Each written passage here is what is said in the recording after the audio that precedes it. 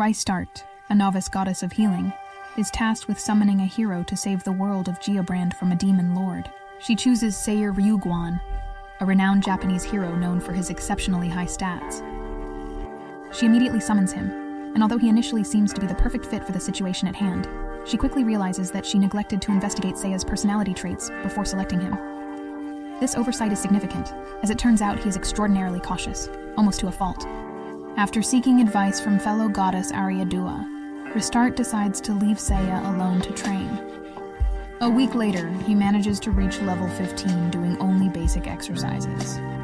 When they finally journey to Geobrand, Seiya eagerly attempts to buy multiple sets of armor and various other essential items. Outside of town, the first monster they encounter is a basic slime, which Seiya defeats, though he goes overboard, burning the entire area with explosions just in case any fragments are still alive. Just then, they are approached by Chaos Machina, a level 66 demon who is one of the 4 heavenly kings. She reveals that she was sent out to scout the area in order to kill Seiya before he can pose a threat. When Rista and Seiya flee to the Divine Realm, Chaos Machina decides to attack Adona. Seiya learns time moves differently in the Divine Realm. 2 days later, Rista receives a dire message from the Chaos Machina, threatening that if they do not return promptly, she will execute 1 resident every 10 minutes. Seiya remains completely unconcerned since 10 minutes spent on Geobrand translates to approximately 16 hours in the Divine Realm. When he is finally ready, Rista is shocked to learn he has reached level 21. They return to Geobrand, where Chaos Machina suddenly realizes that all of Seiya's stats are significantly higher than hers, prompting her to transform into her powerful true form.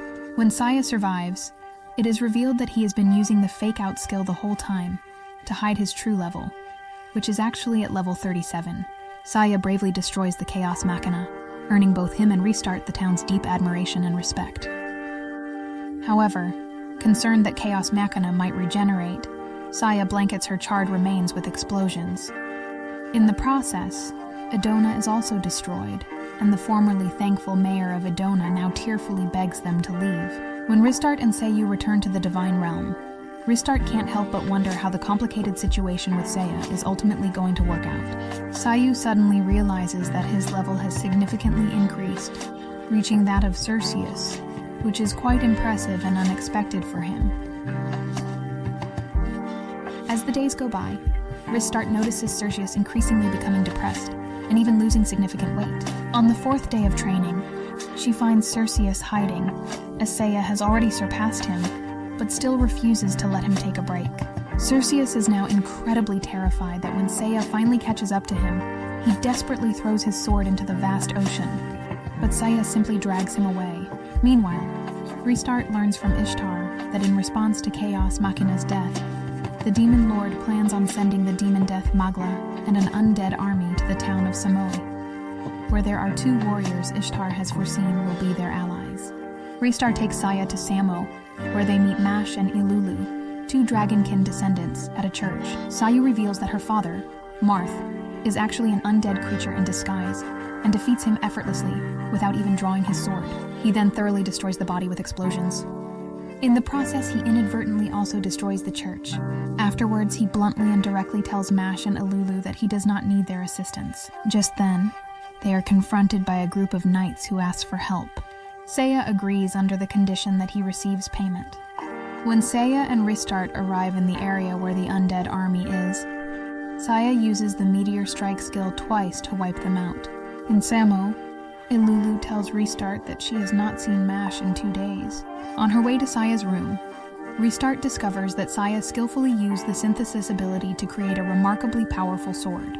Through a 2-way viewing mirror, Death Magla reveals to them that he is kidnapped and is torturing their friend Mash. Just as he is about to deliver the fatal blow, Seiya cleverly uses the Dimension Blade skill to slice off Death Magla's hand through the mirror. After carefully receiving Death Magla's precise physical location, they finally arrive at the designated site. During the fight, Death Magla summons Dark Ferris. A self-assured Death Magla boldly taunts Seiya by revealing the specific weaknesses of Dark Ferris. Seiya explains that he created various magical bracelets that allow him to harness and utilize different magic attributes he is not yet trained with. After he defeats Dark Ferris, he turns his attention to a stunned Death Magla. Seiya appoints Mash and Elulu as his baggage carriers. Mash then offers to take Seiya to the dragon's den, but Seiya wants to head to the divine realm first. In that place, Seiya has Mash engage in training with Circeus, while Ristart pairs Elulu with Hestioka, the powerful goddess of fire. Afterwards, Restart accidentally bumps into Valkyrie, the goddess of destruction. Recognizing her immense power, Seiya urges Valkyrie to train him intensively. Valkyrie, filled with anger, confronts him fiercely until Ariadne intervenes. She then arranges for him to train with Adanella, the goddess of war. After 3 days of training, Mash has improved, while Elulu's training has mostly failed due to her having no affinity for flame magic. As the party is about to leave, Adanella asks Seiya if she can come with him. Seiya bluntly rejects her offer. When they finally arrive at the dragon village, they are met by Lagos, who escorts them to see Levie, the great mother of dragons. Levie shows Mash how to transform into a dragon. When Elulu curiously asks Levie to demonstrate how to transform as well, Levie explains that her true destiny is to become the mighty weapon Exation instead. Levie explains to the party about a legend that states that the demon lord can be defeated using Exation, which can only be forged when a female dragonkin of human appearance offers her life. Levia then graciously offers everyone a grand feast prior to conducting the important sacred sword ceremony. Later that night, when Elulu has second thoughts, Seiya saves her. Levii reveals she anticipated that this might happen, so she laced their food with a paralytic. However, Seiya counters that he only pretended to eat, explaining why the drug did not work on him. Levi decides to confront Seiya. When she refuses to lift Elulu's curse, Seiya fights Levi head-on. It appears that she is winning until she notices that she is about to fall into the abyss. Feigning her surrender, Levi attempts to kill Seiya. However, he skillfully manages to defeat her. Once the party leaves the village, they are then confronted by a group of knights. The Roseguard Imperial Knights urgently request the party's assistance in battling the Demon Lord's formidable forces at Olga Fortress. The party eagerly meets up with their friend, Rosalie Roseguard. They then head to Olga Fortress. Inside the city hall, the council holds an important strategy meeting. However, Seiya strongly feels that the most prudent course of action is for him to journey to the Divine Realm. When he calls Rosalie out for being too reckless in her behavior, she angrily confronts him, leading to a situation where he continually slaps her. In the vast Divine Realm, Seiya earnestly asks Ristar to introduce him to a powerful god who can help him. She takes him to the Verdant Forest to meet Midas, the goddess of archery. The party then heads to Olga Fortress, where they learn that Rosalie left. Arriving at Beelzebub's dark lair, they see him viciously capture Rosalie. Just as he is about to drop her, Restart distracts him long enough for Seiya to shoot an arrow at him. After Beelzebub's horde is dealt with, Rosalie reluctantly tells Seiya about a legendary suit of armor in a shrine near the village of Isil. When the party arrives there, they find the village in ruins. They are subsequently confronted by Kilkapel, one of the 4 heavenly kings, who then reveals that he has destroyed the armor, preventing Seiya from utilizing it effectively. Kilkapel sacrificed his life to summon the fearsome reaper known as Cross the Natus. Seiya has Restart send the party to the Divine Realm. When they arrive there, on the temple roof, Valkyrie is painting when Crossed Thanatus destroys her piece. After a while, she determines it is time to use her ultimate skill, Gate of Valhalla, to finally eliminate it for good. Seiya is impressed enough to ask her to train him. At Ishtar's house, Ishtar informs Ristar that the last of the 4 heavenly kings is now commanding a powerful army. Afterwards, they head to Geobrand, where they see Woke's Roseguard easily defeat Eraser Kaiser and his army. When Restart wonders why Wokes does not fight the Demon Lord, he turns into a child. They head to the castle. Inside, Rosalie tells them that her father does not have long to live. While the party is gathered in a meeting with Wokes, he suddenly receives a crucial message that the Demon Lord's forces are attacking the capital city. Sayu takes Mash and Elulu with him while he has Restart stay behind with Woltz. When Woltz shows Restart around the cathedral, he reveals that the Demon Lord created a magical item called Chain Destruction, which is capable of destroying the real souls of gods and heroes. He also reveals that he has unexpectedly joined forces with the powerful Demon Lord. Just as he was about to kill her, Seiya suddenly returns. During the fight, Wokes becomes a demonkin. Wokes seems to have decisively won the fight. However, Seiya skillfully utilizes the counter-break ability to reflect the exact same damage back to Wokes. Once Wokes is finally defeated, Seiya ensures Rosalie speaks to her father before he tragically dies. Rista, Mash, and Elulu spend the day enjoying themselves. When they head back to their hotel room, they notice that Seiya is not there.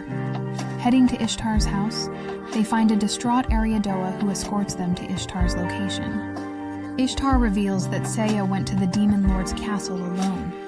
She also reveals that despite his personality and demeanor, Seiya actually cares about them more than he lets on. She then shows restart footage from 100 years ago, when Ariadoha previously summoned Seiya to Exphoria. Seiya would often recklessly fight unprepared enemies. When the party fought the Demon Lord, it appeared they had killed him. However, he disclosed that he actually lived 2 distinct lives. As a result, he was able to kill the party, including Seiya, Princess Tiana, and their unborn child. After watching the footage, Ishtar reveals to Restart that she is the reincarnation of Princess Tiana. Despite warnings from Ariadoa and Ishtar, Restart insists on finding Seiya and opens a portal to the Demon Lord's castle, taking Mash and Elulu with her to save their friend. Restart, Mash, and Elulu arrive in the heart of the Demon Lord's castle. Before they can help, however, Seiya unleashes the Gate of Valhalla. Due to the skill's effects, Seiya's life force begins to crumble. Restart urgently demands the complete and full use of her healing ability. With her full strength, Restart manages to heal Seiya's wounds in time. Before they can celebrate, the Demon Lord again bursts through the doors. Suddenly, Seiya stands up and calls forth the second gate of Valhalla, finally defeating the Demon Lord once and for all.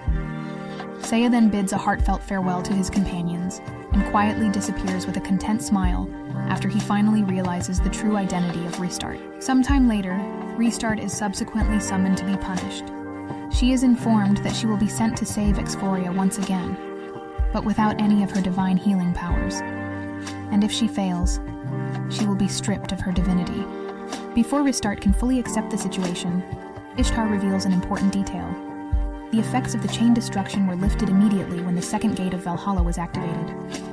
Restart receives the note of her hero's information and cries tears of joy when she sees Seiya's name and impossibly cautious personality written on it.